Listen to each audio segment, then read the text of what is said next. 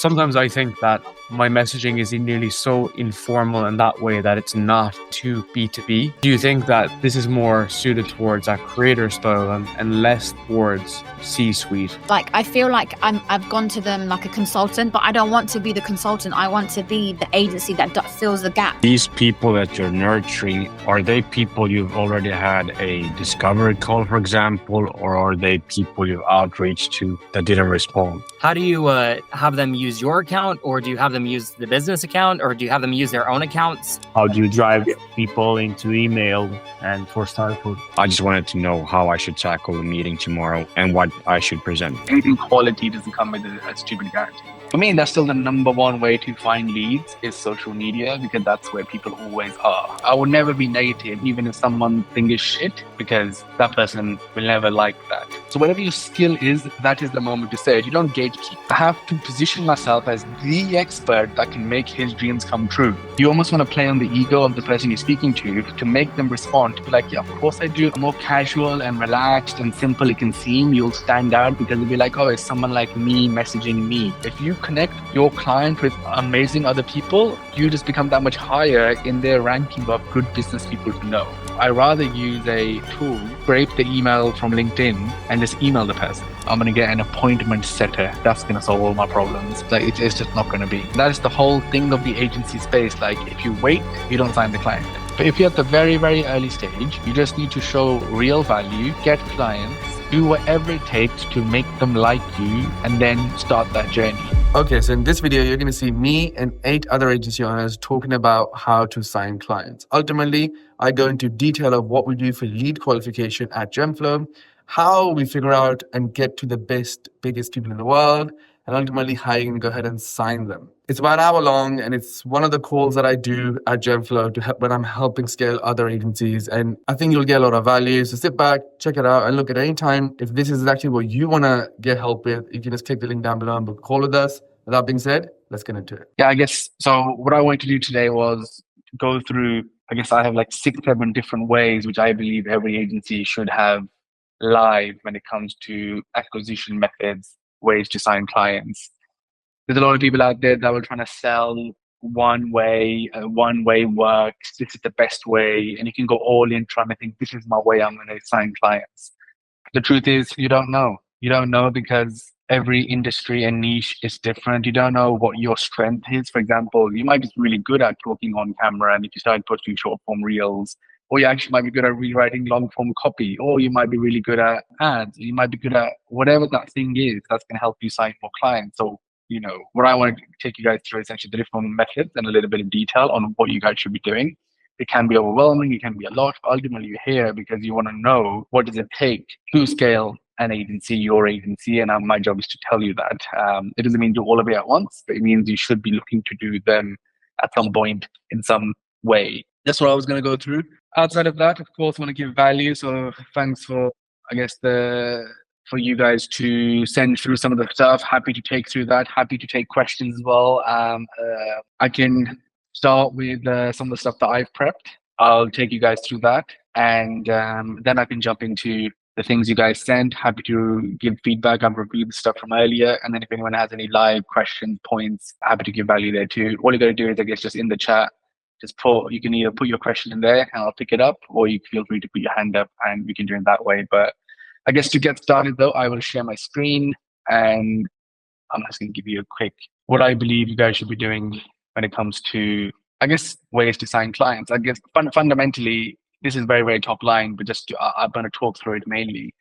What I found over the years is there's no perfect way to sign clients. Obviously, you guys know I'm quite bullish on my hot outreach method because it's a consultative approach. But yes, it's not easy, it's hard, and you actually got to be good at what you do. Otherwise, you will struggle. And you'll end up signing, I believe you sign the best clients through that method, which is because you are aligning to what you actually can do to submit somebody, and you're not doing stuff that you see in the market, which is like, I'll get you 60 leads or you don't pay. Like, no weird stuff like that, because essentially you are just destined for failure. And people that teach that stuff, I don't know who teaches that to people, and my DMs are full of that. It's not a sustainable way to build an agency or get clients that'll stay with you forever. And just to kind of make that point, I've never really lost a material client of the business. Of course, you have small churn, and yeah, money back guarantees is the same thing. Obviously, Hormozy teaches it, but no, you don't slap a money back guarantee on it and it's just going to work. Like, it's the opposite. It's like,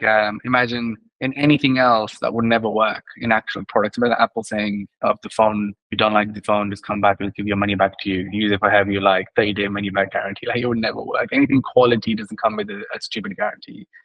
Anyway, I'll get straight into this. Obviously, I will talk about outreach first, and maybe I could even go through some of the things you guys have sent actually. So let's just touch upon outreach first. I think one thing, I guess, Darren, if it's cool with you, I can use your example and the group my benefit from that, if that's cool. For sure. I guess, obviously, first part is finding leads.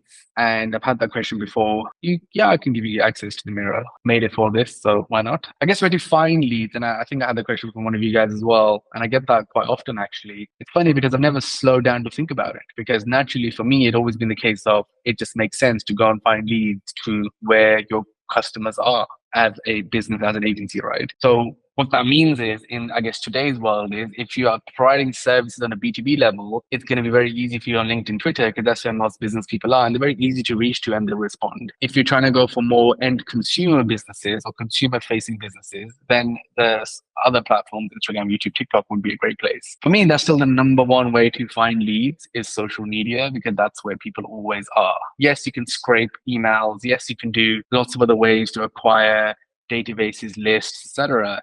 But for me, fundamentally, it's social media is where you find leads. And you've probably seen in my video, hopefully, about qualification, because that's what it really comes down to. And I guess, Dave, I saw your question about, like, it's exactly that qualifying is actually the art. So you can figure out of all these people out there, who is actually for me, but then how do I position myself to them? And that's the skill when it comes to outreach. I'm just going to use your example here, Darren. So I guess just context to Darren, since this earlier went through it. I think overall, structure is great. Everything is good about it in general. This is obviously miles better than like where most people start out with outreach that I received. I checked the ones that obviously you've got the day one, you're not sending any links, makes sense. The deliverability will be low. And then you start to send personalized reviews. And I read the one here. My one advice would be, I'll slow down here so everyone can check this out. My one advice would be it's still too general. So I guess with your approach here, firstly, it's a good approach. You're saying the podcast name. Sorry guys, I'll scroll down to the actual example, because here we go. So this is an actual show now. I don't like the subject line. The reality of it actually makes it, this is a negative word. I would never be negative, even if someone think is shit. You still never call it that, because that person will never like that. So I've always tried to use like a positive way of saying it, something. In my experience, I just feel like it never works. Anyway, you've done the thing of you're saying, this is it, I've looked at it, this episode is great, cool. I noticed it ranging from this is not uncommon. For me, this bit of you telling them the obvious thing of after 90% shows doing it, I think it's like a market stat that you don't care about. I wouldn't personally do that. Mm-hmm. Then I watched the loom as well. Obviously, the other thing is you're saying, are you free 15 minutes? I wouldn't push for that personally. I would push for an open-ended question that makes them want to respond versus, are you free for 15 minutes? So it should be a leading off question based on whatever you're telling them, because then that will make the person want to respond. It's like, what do you think of it? How has your strategy been? Like a conversational question that makes the person just respond to it and just answer it. That would my advice would be. This is basically, I would never do this. It's like walking up to a girl at a bar. You're trying to angle your way so she would want to speak to you. You're not going to immediately be like, let's go on a date, right? And this is the equivalent of that in our world. You would want to leave it in some way that invites conversation. Or if you're going to go sit down somewhere else, that when you catch her again, you want to spark up conversation again, and that's essentially, what happens. So you want to that's how you should think about it. But then I watched the loom, and I know the guys obviously are not watching it. Basically, great idea, but just for context, on the loom, you end up saying, and for everyone's context, I see other guys are doing similar approaches. On the loom, you're just saying the production could be better. And this is what we can do, and we've done it for lots of people. When I watched it, I was waiting for you to actually say something tangible he would actually think, oh wow, this is actually cool. As in, give him some advice, actual advice. So watching your video, you actually just say like, oh, you could produce it better. But I will be like, what does that mean though? Like, give me an example. So I would have on one video just been like, instead of this, I would have done this. So if that's title, thumbnail, or if that's this, or if that's the production, or say, it's because it depends. That's your skill, right? So whatever your skill is, that is the moment to say it. You don't gatekeep. That's the number one thing. Give it away. Give away the thing you would do for them so the guy actually wants to come and pay you. So if it's a minute of you're not saying too much, it's almost like you're saying the same thing you say in an email. But if the guy is sitting there watching the video, it's your time to say, this is the exact thing I would do on this piece of content, which will then make it perform better. Here, let me quickly show you another example where I did do this. The best thing that works is showing your expertise to the other person. That's the best thing. So they're like, it's the aha moment for that person. Anyway, hopefully that helps. So I would remove market jargon is what I call it, because it's like same as saying, how many people like the problem is this big or whatever. I would focus more on what you can do to help them, or what thing have you noticed about them that could change. One thing I thought when I was reading this, I was expecting you will say it, but you didn't, was in their industry. Because when you're saying this is absolutely great, essentially I would say something that what do you think strategically they should be doing? Just like more to the point, as in like, and that could be something like, I noticed, maybe some episodes around this would be good for you. And even though you may not be scripting episodes for them or whatever, you're just trying to showcase that I know more about the thing that you guys do, or you're trying to do. You're trying to run a podcast, but I'm actually the expert at podcasts, full stop. And that's the illusion you give. So when I'm on a call, I have a sales call straight after this. And I'm trying to sign this guy, hopefully to do all his brand deals and everything else. I'm going to get on the call and I'm going to act like I know exactly all the brands that you need to work with, and I have them on speed dial. And even if I don't, because I have to position myself as the expert that can make his dreams come true.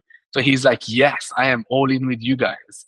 And then I'll double down by saying, let me just show you a couple of deals we've done for other people, and I can do that for you tomorrow. And he'll be so excited about that. So and you're trying to basically do that from the very first interaction. And I saw you put this in here. I guess my first question is, this is manual, right? Or are you doing it like scraping and populating it? No, everything's manual. So all the lists are built from Apollo. We have all the data. We have all the people, but our target is 15 to 20 prospects a day. And then we're making most relevant, but we're not linking out specifically because on the first email. But then for the second, we have a lot of data on this. We can share those numbers with what we've actually done.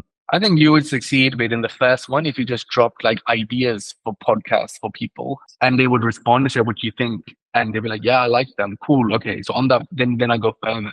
But anyway, hope that's useful when it comes to outreach. Let me just check the messages there. Sorry. Yeah, this is great. One thing that I left out definitely in the Loom video was a comparison. Usually I try to use myself as like the best case study, which is like I started with myself. Here's our example. I just left it out. I just forgot about it.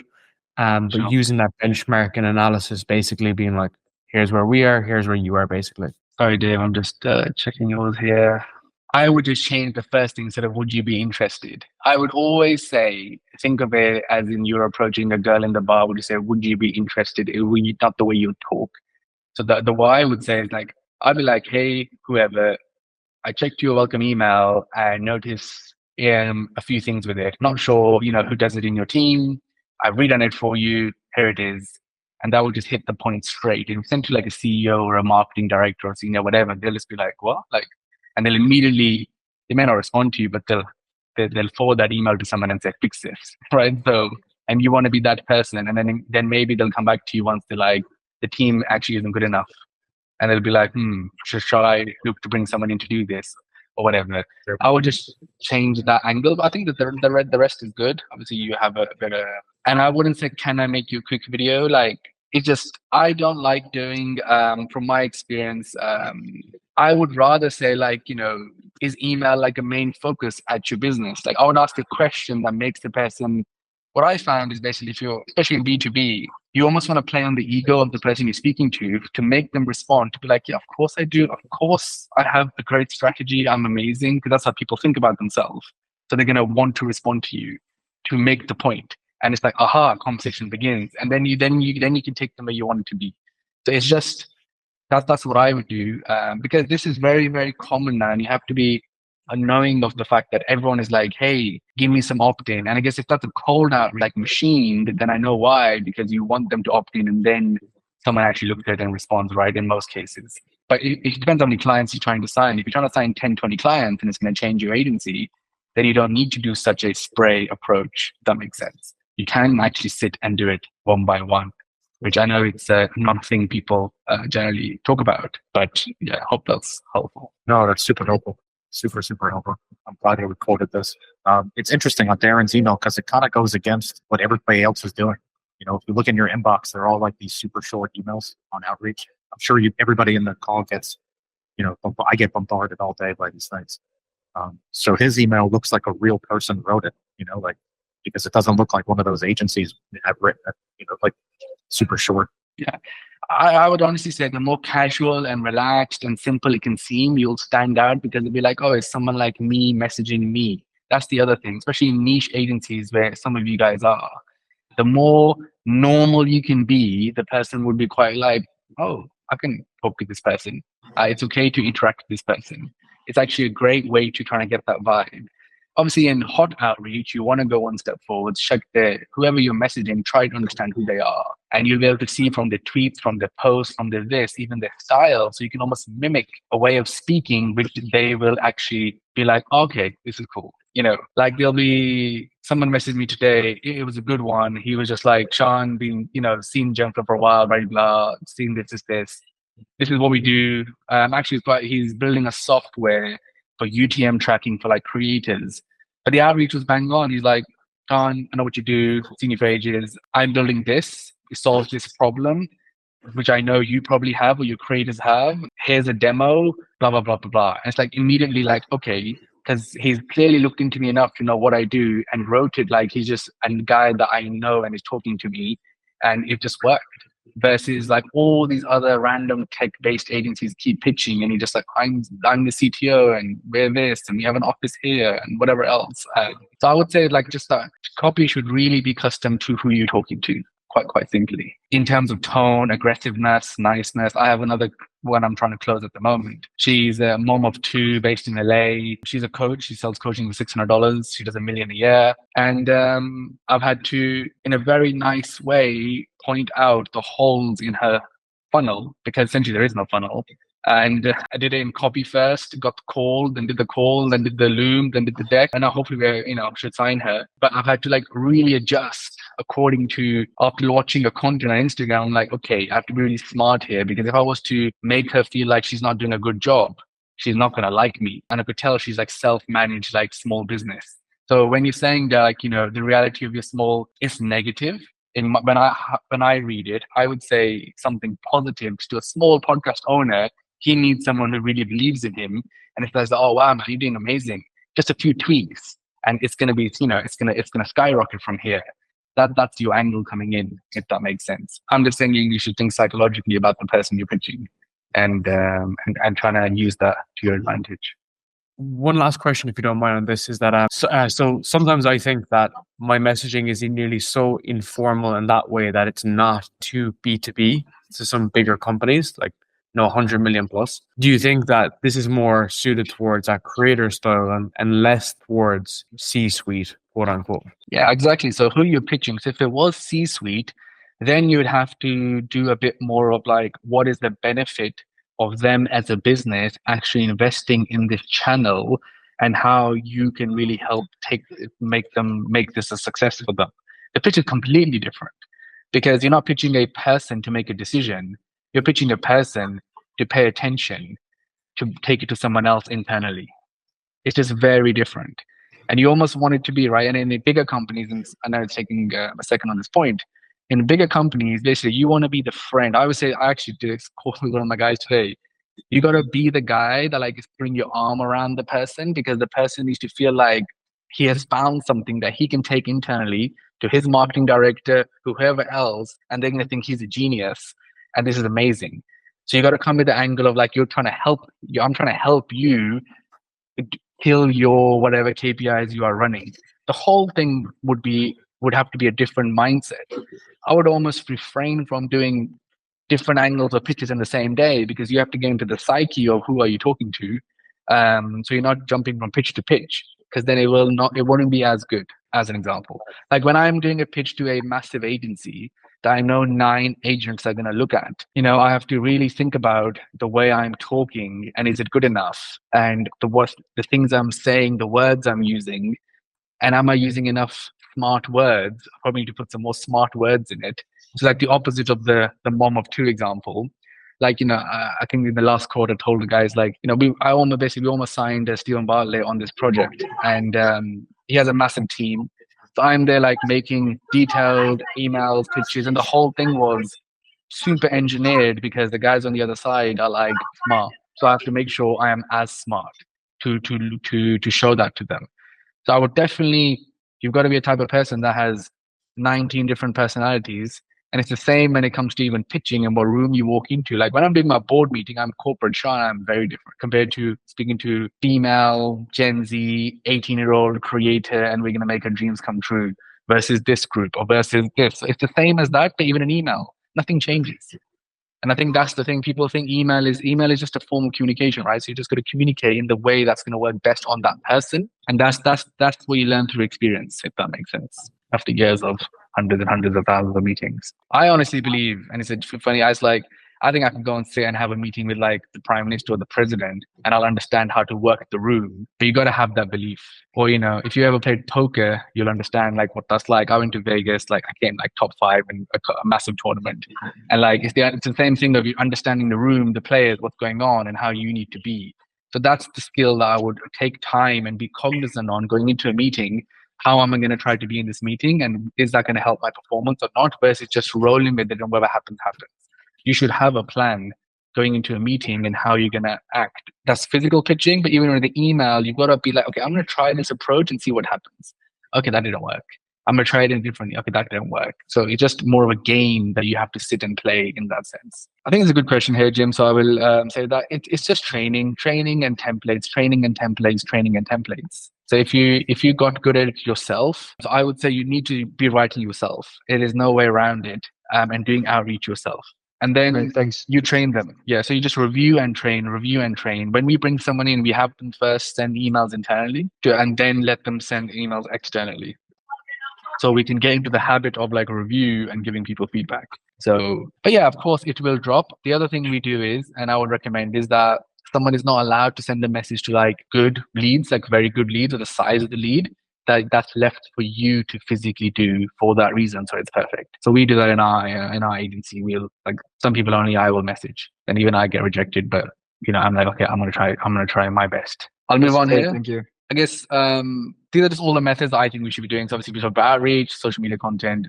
Everyone should be running ads. Everyone should be doing email marketing. You should have a referral scheme, partner agency. Then I talked about scraping as well, which is a cold outreach, like mass way. I'll jump into referrals here because I feel like it's a bit different. And partner agency. So referrals is where you are asking your client to refer someone. Actually, no, my bad.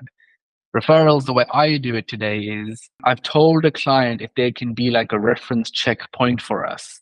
And if that was to be, then I will give them some money. So it's under the table agreement because I use it as a tactic when someone is a bit unsure to be like, look, why don't I connect you with all my clients and you go have a speak and chat to them? It's a great way to say, look, I know I'm selling to you and you're like, yeah, sounds amazing. How about I connect you to like 1 or 2 of my companies? You can go and ask them. And that completely flips the switch and allows them to get that reference. And someone will give them, a bit of bad feedback, bit of good. You got to make sure you've already made that guy happy and told him how much money you're giving him for making that happen. That's the first thing I would set up if you guys are not doing it today, and it's a different tactic. The other thing, part of that same referral, is there's so many middlemen in just the business world, and you should invest time in getting to know who those middlemen are in between people, between relationships, and I would keep them happy. And that is where you have to deploy taking people out for dinner, buying them birthday presents, and essentially like keeping people happy that you can lean on them when needed.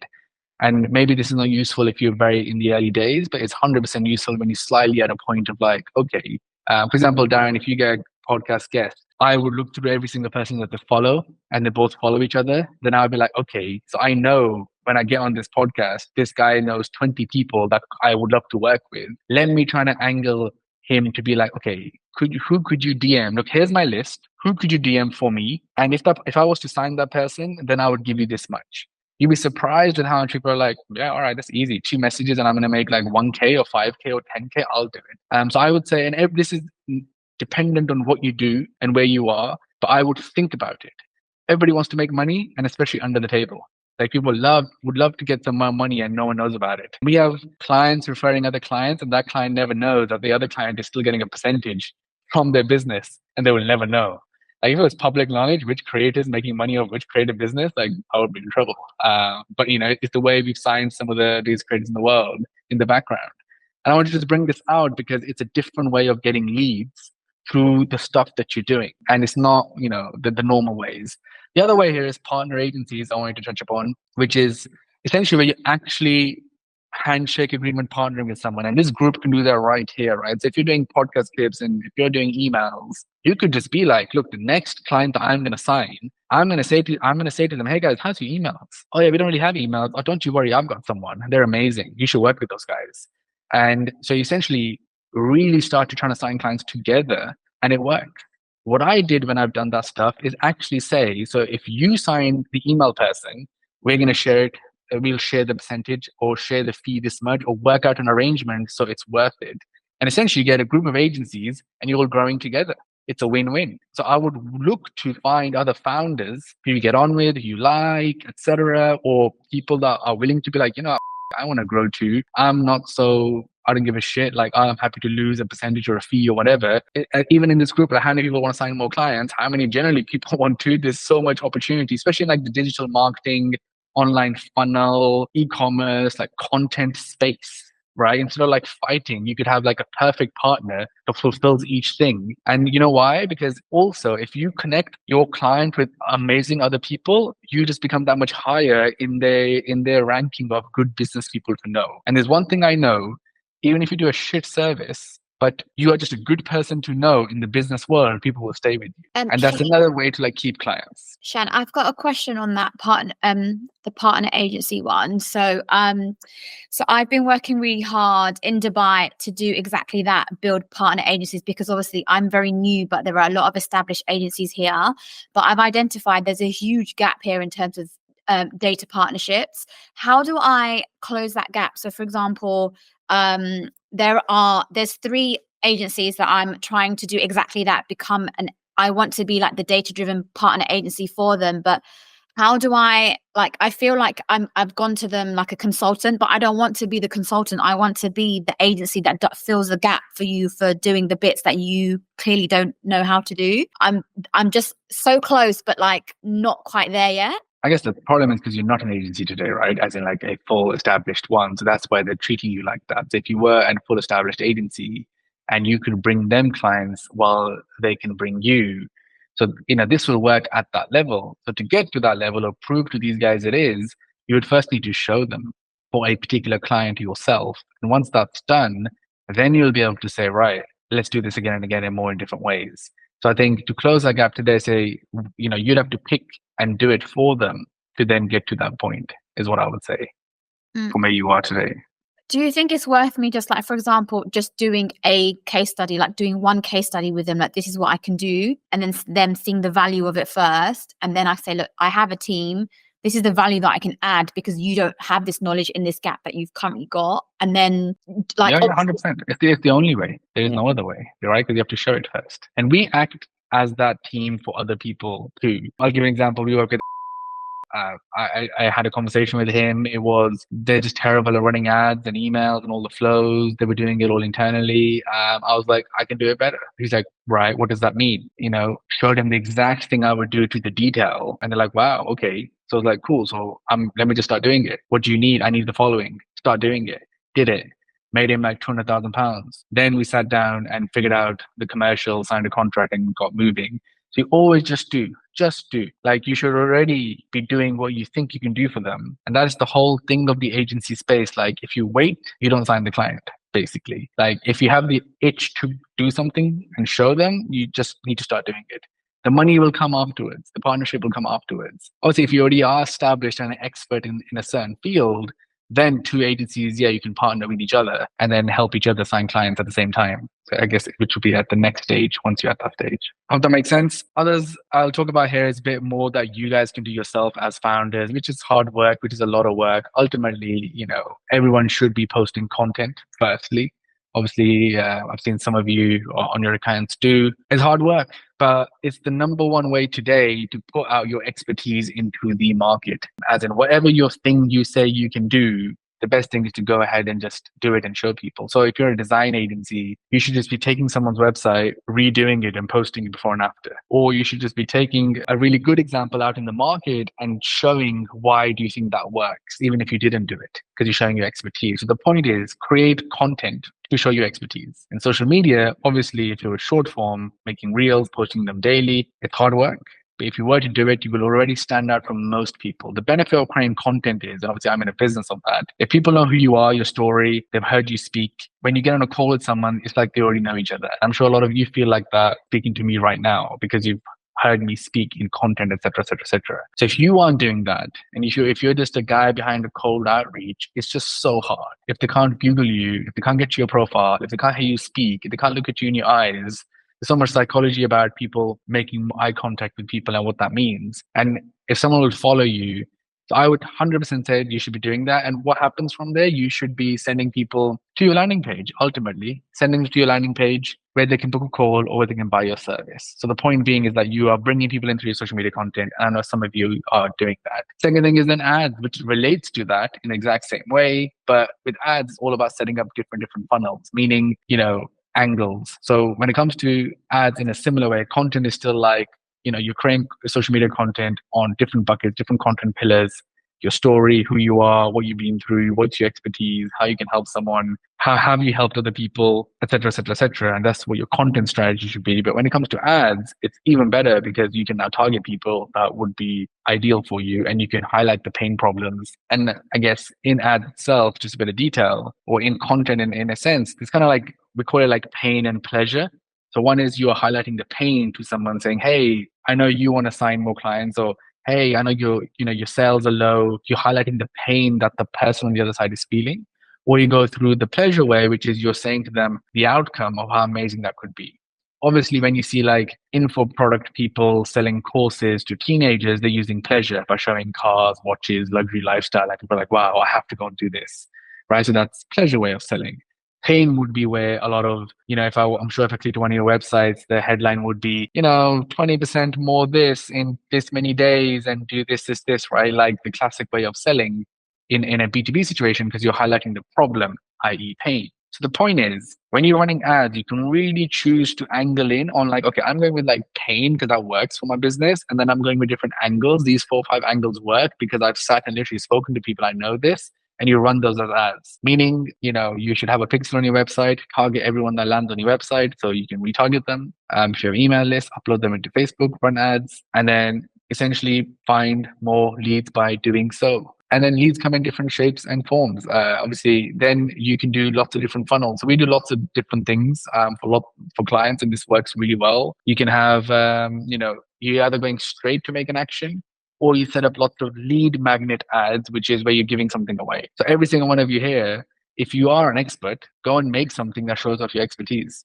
and then give it away. Give it away as a free thing, either through an email sequence, or it's through an ad, or it's through social media content. The point is, the more you start doing that, the more you're showing your expertise, the more someone is going to become a lead for you. And the benefit of ads, social media content, and then emails, which we can talk in a second, they all live out there forever and they're doing the work for you versus the hot outreach way, which I know is more intense and you have to sit and focus on it properly to get it right and be able to sign clients. But you want more calls booked, you want people buying your services more, people want interest more, and that's the way to get there, by setting that up. Emails is a very similar thing, and I guess I'll share this afterwards so you can look at it. But ultimately, you are becoming an expert in your niche. You should be sending weekly emails about your space, your thing, so it's very, very clear. Then I would be creating just different flows again to nudge people. I'll create a 7-day flow where every single day giving some advice. It's ready made. Essentially just means it's an automation of people are getting email after email after email. Depending on if you open or not, you can even create further sequences, but I won't get into detail. You can create a 30-day flow in a similar way. We have a client You may know of him. He's an online coach, like a fitness guy. We run a 30-day flow for him. It is amazing. So 30 days, you can get free emails and then you get an offer at the end of it. It makes him about $25,000 a week.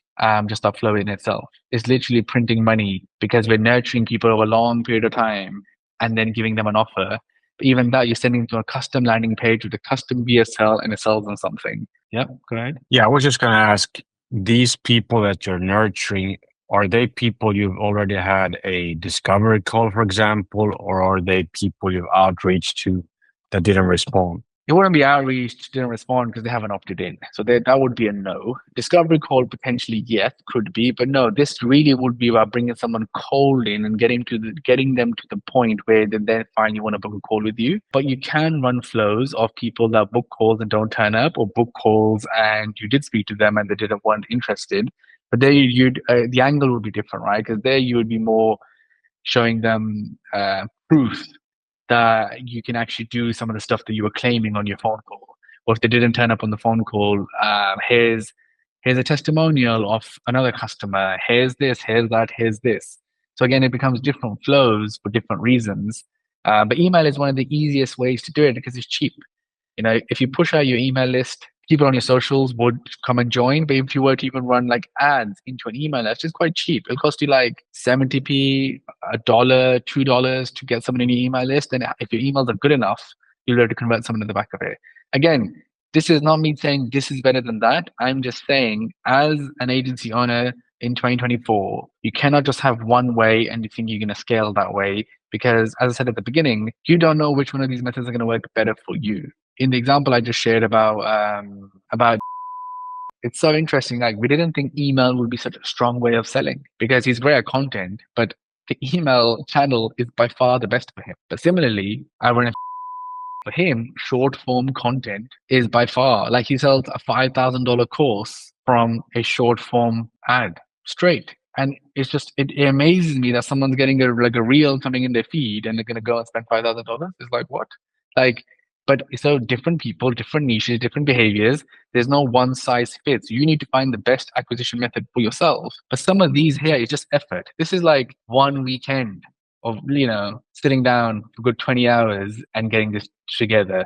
Ads, another weekend, camera, make 10 reels speaking to it, make 10 statics on Canva yourself, go into Facebook Ad Manager, run some campaigns, watch some free videos on YouTube and get some early learning. That's the other thing. This is not about just getting someone else to do it. You need to do it. If you don't understand, you are the only one who really understands who are you targeting and why. And if I was to talk about targeting for 1 second, I just had a call with my guys this morning. We're just basically working on a new tonic, one of our brands, like the ad account is doing amazing. But look, I'm there on the call, like hammering into the guys, like, we need to think of personas. Who are our ideal customers? What do they do? Where do they live? What do they eat? What do they watch? And getting into the psyche of that. And you can only do that for your agency, right? Who is your ideal client? And you'll have a bunch of those come up. Great. But then if you're sitting and thinking about, and I would say to everyone to learn, go into Meta Ads Manager now and learn the fact that how can I go after people by looking at the interest targeting, because it just makes you think about how do I get to my potential customers, potential clients. For example, when I was looking at it today, I was literally in the ad manager. I'm like, okay, we're trying to target more females basically. And we're like, okay, we're trying to go for like women that would be essentially are more go-getters, doing stuff, whatever. I was like, business of fashion, I know a lot of people follow. Let's search for that. So, okay, you can now target people that follow business of fashion. Great. Then let's look at, so we're trying to create and find things that I think our target customer is following. And it really makes you think deeply about your potential client. That's why I think ads has an amazing place, because it makes you think about the right things. And if you were to sit on the targeting yourself, you'll get it right. And then it will start to work. People will start to come and book calls, etc., all that stuff. Again, I run ads across so many different niches, and it works quite massively. On average, 25% of our revenue of a business that we're running today would be coming through ads, at least. And that just shows that it works across different niches. If you're booking calls, selling high-end courses, selling subscriptions, selling services, etc. And any questions there before I jump on to the next one? Even if you have a generic question, happy to stop and answer. I have a question about a previous one you discussed a little. How do you have how do you use other people when you do hit the point of saying, okay, I'm going to start scaling up specifically the outreach to lead them to be hot? How do you have them use your account, or do you have them use the business account, or do you have them use their own accounts? Yeah, I guess obviously they should have an email at your business. Obviously, you should create them an email. I wouldn't put them a signature. I would make them use their own account. That being said, though, I have made offshoot of my own and done it that way too. It really just depends. But I would have them use their own. Don't put a role. So just look like at a person at your company reaching out and do it that way. But yeah, I guess the way you would hand it off is when you can afford to. You should immediately be training some VAs and teaching them how to do it step by step, and they will follow it really, really well and send emails out for you. More specifically, I'm talking about the social media outreach, like on LinkedIn or Insta or LinkedIn or X. Like, do you see not see a decrease when you have not yourself as that person who's reaching out? No, yeah. So what we do and what I've done that works is I would always try to do via email, and I would only use social as a secondary way of contacting that person. So for instance, what I would do is I would send an email and then I would hit them on DMs. And if that's us doing it, we do it through the company account. So I'll give them logins to the company account to make them do it that way. Or yeah. But my preference still would be, I guess, if you're talking yourself and if you're a bit smaller, I would engage with people on LinkedIn and Twitter yourself as a real person. And once you've done that 5-10 times, they will start to see your name. Then I would try to email them something. And then you say, hey, what's up? Like, I've just sent you an email, like just FYI. And, I wouldn't try to pitch them in DMs. It's just hard. And it's full of so much rubbish on LinkedIn and Twitter. That's impossible to stand out and look genuine in the sea of DMs that currently exist there. I think it'll be very tough. I rather use a tool, scrape the email from LinkedIn and just email the person. I'm trying to get into retail right now. So I've been scraping emails and sending like very senior people emails for different retail stores like Target, Walmart, Tesco in the UK. And I still did. Look, I sent a LinkedIn message, nothing happened. And I was like, yeah, why am I doing that? That's stupid. Like, let me go to what I would normally do. Got the email, scraped it, sent it. The guy responded the next day. Because in normal businesses, people look at the emails properly. But if you're going after like a creator or a small business or something, people don't look at emails. It's a lot hard. So again, you have to just think about it. It's not a one size fits all. DMs, people will respond fast, but then they may not come back to it because it goes down. None of the inbox managers are that great. That's very hard to stay on top of your messages if someone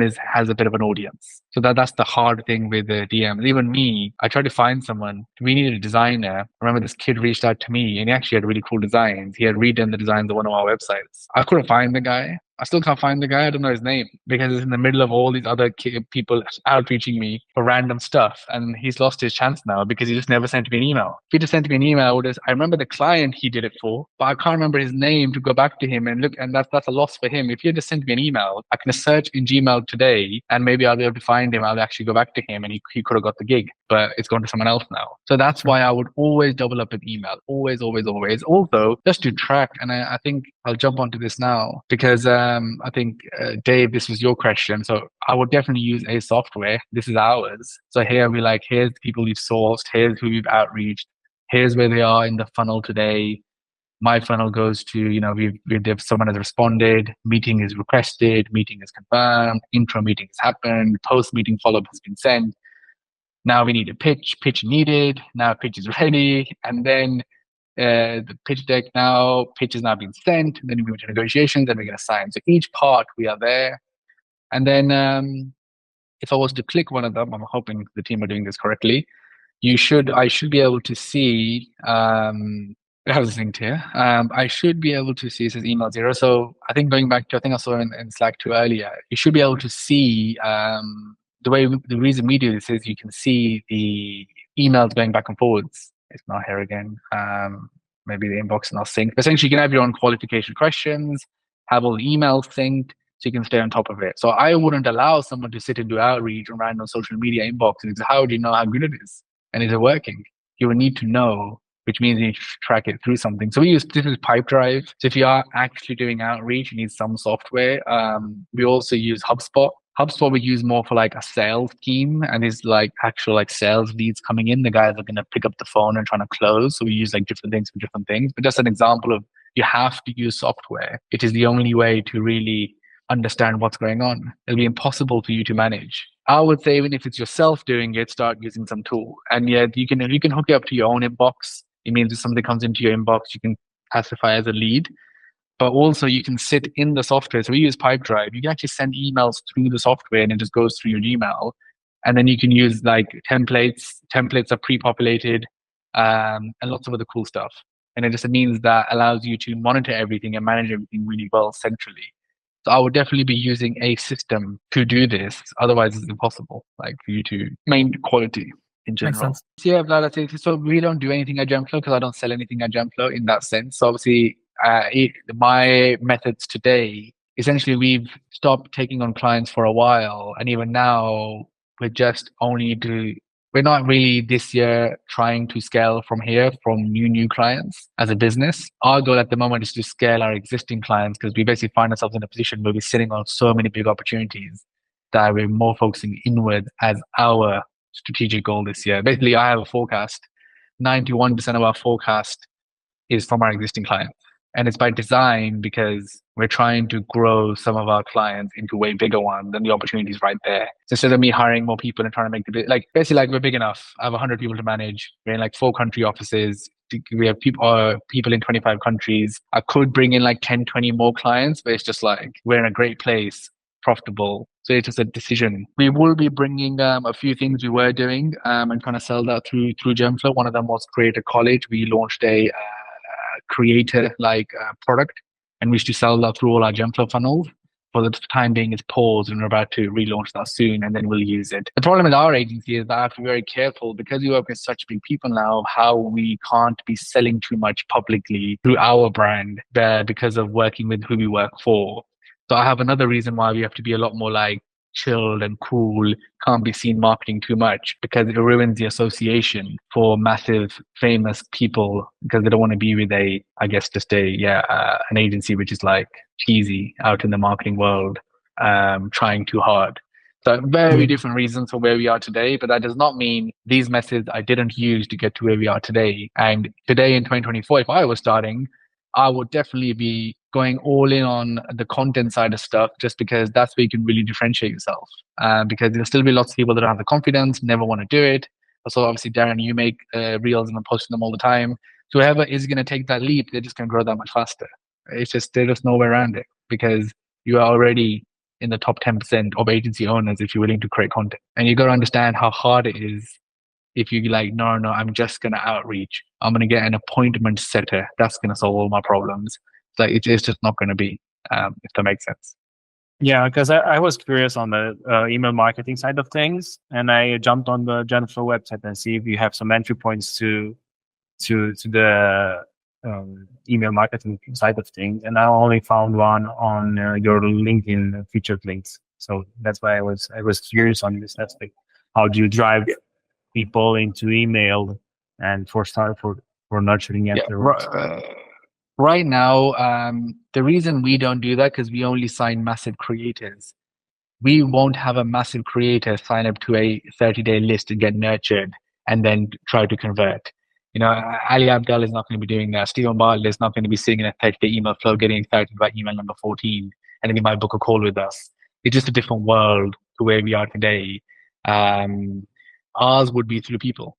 That's my number one way. So we're hosting dinners, we're flying people, we're doing other things which you do at a higher level essentially today because we don't need to do that. So my thing would be we do outreach and then referrals, partner agencies. We partner with obviously the bigger agencies who have big clients. We do referrals through clients and outreach. So those are 3 main ones today. Social media content as well. So we post on Gemflow all the time to position ourselves as creator experts. The reason we do that, and this is why another reason for it, is that when you get on a call with someone, you can point them in that direction. And often I get on a call, I'll end up giving them advice around content or something else. And I'll end up using one of our own pieces of content to be like, hey, look, like here. And that's a great way to position yourself. Or, you know, if the team does send DMs through the Gemflow Instagram account, but when we're posting, and it's almost on 40,000 followers now, blah, blah, blah, it's one of the biggest pages in the creator agency spaces in terms of followers and performance. And that helps us, right? Because it's your public profile, how people come across you. it's very important. But if you're at the very, very early stage, you just need to show real value, get clients, do whatever it takes to make them like you, and then start that journey. And I think I've said it in the course, I would sign at whatever money, rate, price, I wouldn't care, because you need to back yourself that you can do it and the money will be made in the future. I would not try to outprice myself. I'm worth this much. I don't need to do it. Give me 5,000. It's going to be so much work. If you believe in yourself and the result, that's worth to make sense. Open questions. If anyone has a question. I got a question about the video I sent you yesterday. Yeah. Would you mind helping me tackling the client meeting tomorrow? There's a lot they want you to do. Landing page, then create all the resources that you'll give out, and you actually coming up with the advice or common pitfalls, etc. too. It's tough because I guess, are you able to do that? That's just my first open question, right? Because if you can, that is what will impress them. But I don't know from your video and from your message. I think that's my open thing to you. I think what you should tell them, what I would pitch them if that was me, I would be showing them the actual resources. Because the moment you can show them that you've made them, they'll be like, oh, this guy knows. So, I wouldn't worry too much about what's the deck, what's this, or what's that. I'd be like, hey guys, so I've been thinking about the landing page. Here's a top line skeleton of how that page should be. I would structure it in this way. I would have this information in this way, and I would have it like this. This is why. Then I would have this sort of, if it's common pitfalls or whatever you think you need to say, I would then just be saying that. But I wouldn't say it abstractly. Going back to what I said to Darren at the beginning, I would just be saying it. What is it? What is the thing that you think will make people come and, for example, for me, I made a 7-day email flow as an example, saying 14 days, of how to sign clients. And every day I've got an email about, because I know that's one of the biggest things in the agency space, that if I tell people how to sign clients, they're going to want to listen, right? So if you know that for his thing, then you need to show that in actual detail. There is no such thing as too much detail. It's just time, right? But if you're early, if you're trying to grow, you got nothing else to do. Eat, sleep, go to the gym, and then just work. And in that time, you spend doing this stuff, because it's hard in the early days, because you have to really work hard in learning and then telling someone it as an expert. And that's hard.